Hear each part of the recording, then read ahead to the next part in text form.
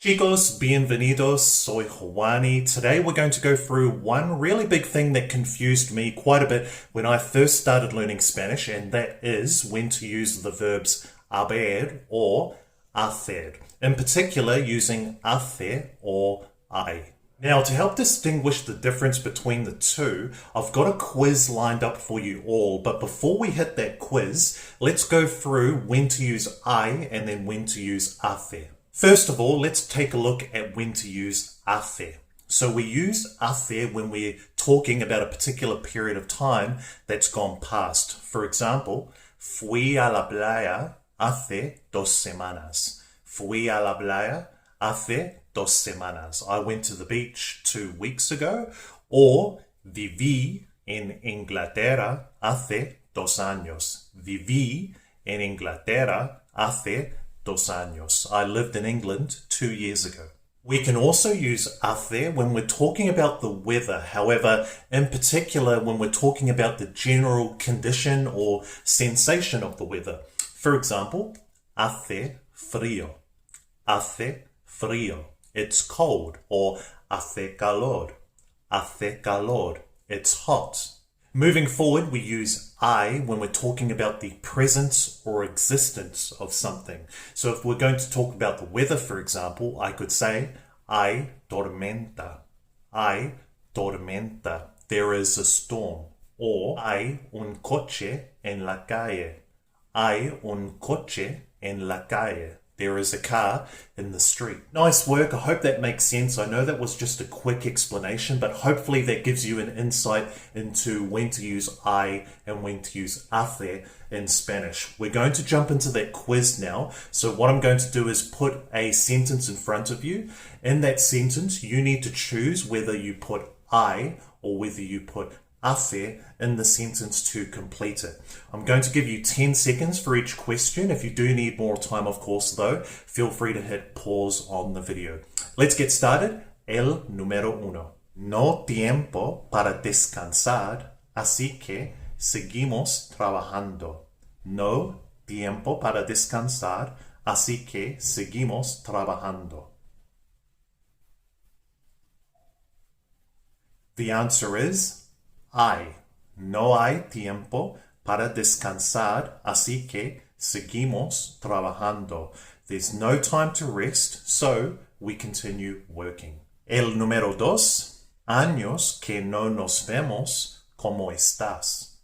Años que no nos vemos, ¿cómo estás? The answer is hace.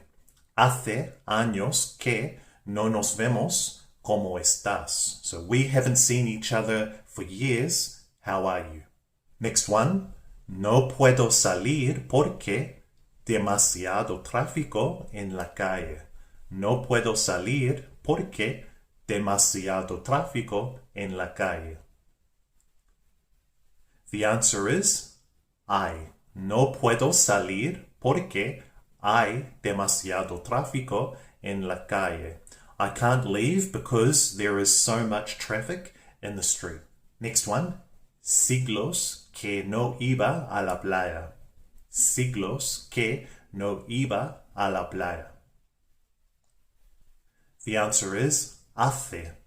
Hace siglos que no iba a la playa. Hace siglos que no iba a la playa. So I haven't been to the beach in ages. Next up. No puede ser. Aquí no ningún restaurante abierto. No puede ser. Aquí no ningún restaurante abierto. The answer is no puede ser. Aquí no hay ningún restaurante abierto. So it can't be. There is no restaurant open here. Next up. ¿Cuánto tiempo que aprendiste español? ¿Cuánto tiempo que aprendiste español? The answer is hace. ¿Cuánto tiempo hace que aprendiste español? So how long has it been since you learned Spanish? Nice work, everyone. Before we move on to the final 3 questions of this quiz, we're going to shake it up a little bit, and we're going to put these final 3 questions in the past tense. So just remember, when you're talking in the past tense, I becomes había and hace becomes hacía.